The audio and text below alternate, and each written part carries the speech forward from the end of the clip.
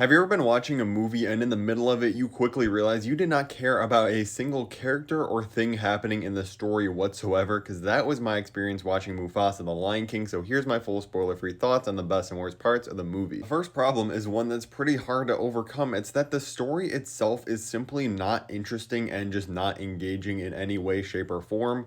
I don't think anybody was asking for a Mufasa and Scar origin movie, but it at least seemed like a concept that could maybe explore some interesting ideas and give you something that can kind of capture like at least one third of the magic of the first Lion King. It's just simply too bland, boring, and plays it way too safe. The entire movie's premise is essentially, hey, Mufasa gets lost and he has to get his way back home.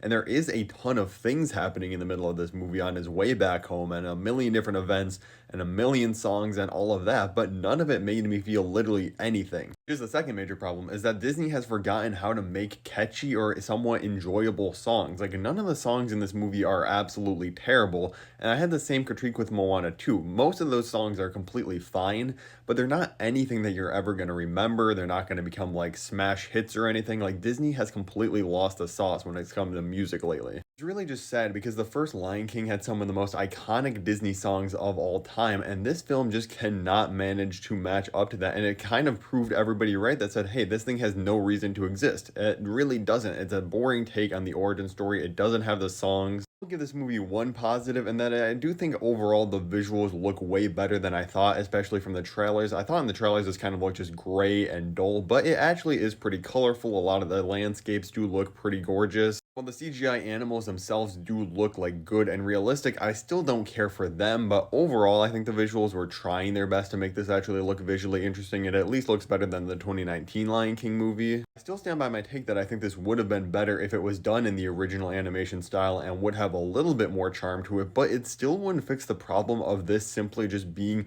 a boring, dull cash grab of a script. And I'm glad I'm not alone in this because it seems like nobody, not even families, are really going out to the theater and seeing this, even though it's the weekend right before Christmas, and this should have been the big, like, guaranteed moneymaker, but it's actually getting outpaced by Sonic, which I think is hilarious and right because Sonic 3 is a better movie. But this film opened up to almost $160 million less domestically than the 2019 Lion King remake that came out. That means there has been so much damage done to the Disney brand at this point that people, A, aren't just going to go blindly see anything because it's attached to a property that they used to like, and B, people are not a fan of live action remakes, especially when it's still animated in CGI. It just is completely pointless. Literally all Disney had to do was make this a mediocre film. Like, Moana 2 is far from a masterpiece, but it's an enjoyable enough movie. That thing just crossed $700 million, and this thing is not going to make it there, it doesn't seem like. I'm sure with some of the overseas and global numbers, this is still going to end up being a profitable film for Disney, but I hope it starts to make them realize that, hey, these are not just infinite money glitches. We actually might have to start trying to do anything else besides just live action movies and prequels and sequels to things. Ultimately, this movie's just a 3 out of 10. It looks pretty, but it's just boring all throughout, and I could not care less for anything happening in it. Some halfway decent songs that you'll forget the second you leave the theater. I would watch Sonic 3 instead, and if you want, check out my review of it right above me.